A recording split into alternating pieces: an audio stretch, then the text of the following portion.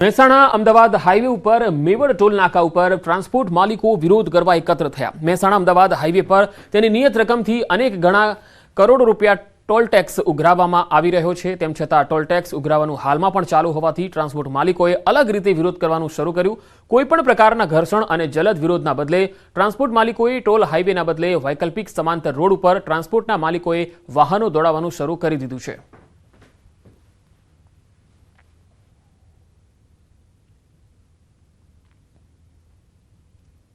અને અમે કોઈ પણ જાતનું તોફાન વગર ગાંધી ચિંધ્યા માર્ગે રસ્તો ડાયવર્ટ કરીશું।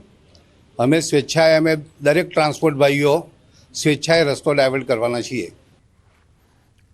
ગાંધીનગરના અડાલજ શેરથા ટોલ નાકા ઉપર ટ્રાન્સપોર્ટ એસોસિએશનનું વિરોધ પ્રદર્શન। ટોલ ટેક્સ વધારે લેવાતો હોવાના આરોપ સાથે ટ્રાન્સપોર્ટ એસોસિએશને વિરોધ નોંધાવ્યો। વડોદરા હાલોલ અને અડાલજ મહેસાણા રોડ પર બનાવવામાં આવી રહેલા અને તેમાં જે ખર્ચ કર્યો છે તેની તુલનાએ અનેક ગણો ટોલ ટેક્સ વસૂલાયો, છતાં પણ ટોલ ટેક્સ હજુ પણ વધારે વસૂલાઈ રહ્યો છે એવા આક્ષેપ વિરોધકર્તાઓએ કર્યા। વડોદરા હાલોલ રોડ અને મહેસાણા અમદાવાદ રોડ બનાવવા રૂપિયા 514.89 કરોડનો ખર્ચ થયો। તેની સામે રૂપિયા 2,928 કરોડ ટોલ ટેક્સ વસૂલી લેવાયો છે એવો ટ્રાન્સપોર્ટ એસોસિએશનનો દાવો છે।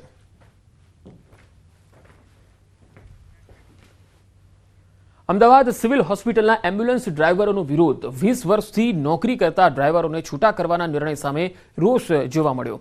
45 થી 50 વર્ષની ઉંમરે કોણ નોકરી આપશે તેવી ડ્રાઈવરોની ચિંતા છે। દર મહિને મળતું 5,000નું એલાઉન્સ પણ બંધ કરી દેવામાં આવ્યું હોવાની રજૂઆત છે। 2 મહિના પછી કાઢી મૂકશે તો પરિવાર બાળકોના ભવિષ્યનું શું થશે તેવી ડ્રાઈવરોને ચિંતા છે। मतलब ये पैसा बंद कर दीधा है, ते हमारी मांग ये है कि चालू तात्कालिक कर दे एवी हमारी मांग है। અને મહેસાણા મેડા સિટી જે હોસ્પિટલ છે બનાવી છે તો બધા ડ્રાઈવરને છૂટા ના કરે। સાહેબ કે અમારા લોકોનો પગાર ઓછો કરી નાખ્યો 5,000 રૂપિયા રજૂઆત કરવા છતાં પણ ચાલુ કરવાની ના પાડી છે અને એવું કહેવામાં આવે છે કે તમને 2 મહિના પછી છૂટા કરવામાં આવશે। 108ના ખાનગીકરણ લાવવા માગે છે। તો હું સાહેબ તમને એ કહેવા માંગુ છું કે જીવનને મૃત્યુ કોન્ટ્રાક્ટ ઉપર જાય। પેશન્ટોને અમે ઘરે મૂકવા જઈએ, ડેડ બોડી ઘરે મૂકવા જઈએ, સબવાહિની ચલાવીએ તો આ ખાતું કોન્ટ્રાક્ટ ઉપર કઈ રીતે જાય? અમારી માંગ એ જ છે કે અમારી નોકરી બચે અને અમારા 5,000 રૂપિયા ચાલુ કરે અને અમને સરકારી ધારા ધોરણ મુજબ બીજા બધા લાભ મળે અને અમારો પગાર વધે। મારો પ્રશ્ન મુદ્દો એક જ છે સાહેબ કે જે અમને ઇન્સેન્ટિવ મળતું હતું, બારગામ અમે ડેડ બોડી પેશન્ટ મૂકવા જતા એ નિમિત્તે અમને જમવાનું ને વધારો મળતો હતો એ ચાલુ રાખવો જોઈએ કે આ ગેરકાયદેસર જે એમને બંધ કરવી એ। છોટાઉદેપુરમાં રસ્તો સાંકડો થતા યુવકે આત્મવિલોપનનો પ્રયાસ કરી લીધો। નસવાડીમાં પીડિતના મકાન પાસેનો રસ્તો સાંકડો કરતા લાગી આવતા આ યુવકે આત્મવિલોપનનો પ્રયાસ કર્યો। મહત્વનું છે કે મકાનની આગળના ભાગમાં કન્યા શાળાનું નવીન બિલ્ડિંગ બનાવતા રસ્તો સાંકડો બન્યો હતો, જેથી નવીન બનેલ બિલ્ડિંગની પાછળના ભાગે 30 વર્ષથી રહેતા બાબુભાઈને લાગી આવ્યું અને શરીર પર આગ ચંપી કરી અને આપઘાતનો પ્રયાસ કરતા ખળભળાટ મચ્યો। તંત્રને વારંવાર રસ્તાની રજૂઆત કરવા છતાં ઉકેલ ન આવ્યો। યુવકે એટલા માટે આ પગલું ભરી લીધું। ગંભીર રીતે દાઝી જતા ઈજાગ્રસ્તને સારવાર માટે વડોદરા ખસેડાયો। એ દિવાલ ખરી ને એ દિવાલની જોડેથી જ અમારો રસ્તો નીકળતો હતો તો ત્યાં આગળ પાછી પાઇપલાઇનનું ગાયેલું તો રસ્તો તો થઈ ગયો અને મેં કીધું અમારા મામલતદારને એમને આટલો બધો રસ્તો આપ્યો છે ને એકદમ હકડો કઈ રીતે થઈ જાય મેં કીધું અને આજ મેં કીધું દિવાલ તો આવતી નથી પેથી ઘડીએ આ મને ખડક તો પછી અમે બસાયા બિલ્ડિંગથી ઉપરથી નીચે આવ્યા, કેરોસીન નાખેલો પછી જાય આપણે એવું થયેલું સાહેબ। જૂનાગઢના ભવનાથ મંદિરના મહંતને લઈ સતત વિવાદ થઈ રહ્યો છે। મહંત હરિગીરી સામે ભૂતનાથના મહંત મહેશગીરીએ અનેક ગંભીર આક્ષેપો કર્યા તેમજ નિમણૂકને લઈને સવાલ ઉઠાવ્યા। ત્યારે સંકલન સમિતિની મળેલી બેઠકમાં જૂનાગઢના ધારાસભ્ય સંજય કોરડિયાએ નિમણૂક સામે સવાલ ઉઠાવ્યા હતા। તત્કાલીન કલેક્ટર રચિત રાજ તેમજ તેમની ટીમ સામે ગંભીર આક્ષેપો કર્યા। ભવનાથ મંદિરમાં ગેરકાયદેસર નિમણૂક થઈ છે। સંતો વચ્ચે ઝઘડાનું મૂળ કારણ આ ભ્રષ્ટ અધિકારી છે। ભવનાથ મંદિરની અંદર જે તે વખતે જે નિમણૂક થઈ છે એ ગેરકાયદેસર રીતે નિમણૂક થઈ છે। સંતોની વચ્ચે ઝઘડા થવાનું મુખ્ય કારણ આવા ભ્રષ્ટ અધિકારીઓ ભ્રષ્ટાચાર કરી અને આવા નિર્ણયો કરે છે એટલે આ ભવનાથ ક્ષેત્ર બદનામ થાય છે। રાજકોટમાં પેન્ડા ગેંગના સાગરીતોએ કરેલા હુમલાના સીસીટીવી સામે આવ્યા। કોઠારિયા રોડ નજીક સાગરીતોએ આતંક મચાવ્યો। પોલીસમેન ભરત ગઢવીના હત્યા કેસના સાક્ષીના ભાઈ પર હુમલો કર્યો હતો। રમેશ ગજેરા સહિત 3 શખ્સો પર છરી વડે હુમલો કરી દીધો। સમગ્ર મામલે ભક્તિનગર પોલીસ દ્વારા ગુનો દાખલ કરાયો. 3 દિવસ પૂર્વે બનેલી ઘટનાના સીસીટીવી સામે આવ્યા છે. પેન્ડા ગેંગના સાગરીતોએ જે હુમલો કર્યો હતો એની તસવીરો સીસીટીવીમાં કેદ થઈ છે. કોઠારિયા રોડ નજીક આ તમામ સાગરીતો છે તેમણે આતંક મચાવ્યો હતો. રીતસર આખો વિસ્તાર બાનમાં લીધો હતો.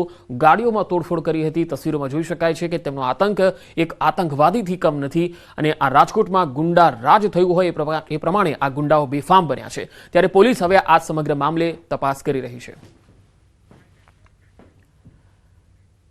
વાત હવે એક સનસનીખેજ અકસ્માતની. થાઇલેન્ડમાં સર્જાયો ભયાનક અકસ્માત. આ તસવીરો જુઓ. એક સાથે 3 ગાડીઓની ધડાકાભેર ટક્કર થઈ ગઈ. આ ટ્રિપલ અકસ્માતના સનસનીખેજ સીસીટીવી સામે આવ્યા, જેમાં જોઈ શકાય છે કે 4 રસ્તા પર પૂરપાટ ઝડપે દોડતી 3 કાર ધડાકાભેર ટકરાઈ. આ દુર્ઘટનામાં એકનું મૃત્યુ થયું છે. કેટલાક લોકો ઇજાગ્રસ્ત થયા છે. અકસ્માતના હૈયું હચમચાવી દેનારા સીસીટીવી સામે આવ્યા.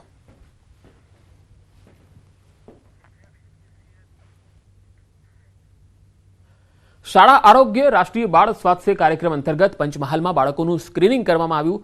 1 વર્ષમાં 3,53,619 બાળકોની આરોગ્યલક્ષી તપાસ થઈ, જેમાં 237 હૃદયરોગ, કિડની બીમારીના કેસ મળ્યા, જ્યારે કેન્સરને લગતી બીમારીના 23 કેસ મળી આવ્યા. આ સાથે અન્ય શારીરિક બીમારીઓના કુલ 58,460 કેસ મળી આવ્યા. આ તમામ બાળકોને નિઃશુલ્ક અને યોગ્ય સારવાર માટે અમદાવાદ ખાતે રિફર કરવામાં આવ્યા, જ્યારે અન્ય બીમારીવાળા બાળકોને ગોધરા સેન્ટર ખાતે સારવાર અર્થે રખાયા છે. તમામ બાળ દર્દીઓની આરબીએસકે ટીમ દ્વારા હોમ વિઝિટ કરવામાં આવી રહી છે. તમામ તાલુકાઓમાં આરબીએસકે મેડિકલ ઓફિસરની મોબાઈલ હેલ્થ ટીમ દ્વારા નવજાત શિશુથી લઈને શાળામાં 18 વર્ષ સુધીના તમામ બાળકોનું વર્ષમાં આંગણવાડીમાં 2 વાર અને શાળામાં 1 વખત ફોડી સ્ક્રીનિંગ કરવામાં આવે છે. આ સ્ક્રીનિંગ દરમિયાન જે ફોડીની ખામી મળી આવેલા બાળકોમાં મુખ્યત્વે જોવા જઈએ તો હૃદયના નવા બાળકો 257 મળેલ છે, કિડનીની તકલીફવાળા 43 બાળકો અને કેન્સરની ખામીવાળા 23 બાળકો નવા સ્ક્રીનિંગ કરેલ છે. આ જે ગંભીર બીમારીવાળા બાળકોને સુપર સ્પેશિયાલિટી સારવાર માટે અમદાવાદ ખાતે રેફરલ કરેલ છે અને એ બાળકોનું ટીમ દ્વારા ઘરે જઈને ફોલોઅપ નિયમિત રીતે લેવામાં આવે છે. પ્રધાનમંત્રી નરેન્દ્ર મોદીએ આગામી વર્ષ 2025 સુધીમાં ટીબી હારેગા દેશ જીતેગા ઝુંબેશ અંતર્ગત ટીબી રોગ નિર્મૂલન કરવા માટે આહવાન કર્યું, જેના ભાગરૂપે એક્સરે વાનને લીલી ઝંડી આપી પ્રસ્થાન કરાવી. આ એક્સરે વાન ભાવનગર જિલ્લાના તમામ તાલુકાઓના ગામોમાં જઈ નિક્ષય શિબિરનું આયોજન કરશે. એક્સરે મોબાઈલ વાન થકી શંકાસ્પદ દર્દીઓ અને છેલ્લા 5 વર્ષમાં દવા લીધેલ ટીબીના દર્દીઓના કુટુંબીજનો, 60 વર્ષથી વધુ વય ધરાવતા લોકો, ડાયાબિટીસ, આલ્કોહોલ તથા તમાકુ સેવન કરતા લોકો જેવા અનેક લોકોમાં ટીબીના શંકાસ્પદ લક્ષણો મુજબ એક્સરે કરીને ટીબીના રોગને અટકાવવાની કામગીરી કરવામાં આવશે. 100 દિવસ ટીબી કેમ્પેઇન થકી ટીબીના તમામ કેસોને વહેલાસર શોધી તેમને સારવાર પર મૂકી સંક્રમણની કડીને તોડી શકાશે. એમાં મુખ્ય આધાર એક્સરે ઉપર છે. દરેક ગામોમાંથી જે લોકોને એક્સરે કરવાના થતા હોય એ લોકોને દવાખાના સુધી આવવું ના પડે એટલા માટે અમે લોકો જિલ્લા વહીવટી તંત્ર હનુમંત હોસ્પિટલના સહયોગથી એક મોબાઈલ એક્સરે મશીન વાન સાથે એમ્બ્યુલન્સ સાથેની વ્યવસ્થા કરી છે, જે પહેલા દિવસે ભાવનગર ખાતે, ત્રાપજ પીએસસી ખાતે અને પછી મહુવા તાલુકાના જુદા જુદા કેન્દ્રો ઉપર જઈને એક્સરેની કામગીરી કરી રહ્યા છે. આગળ વધુ સમાચારો પર નજર કરીશું. હાલ રોકાઈશું એક બ્રેક માટે.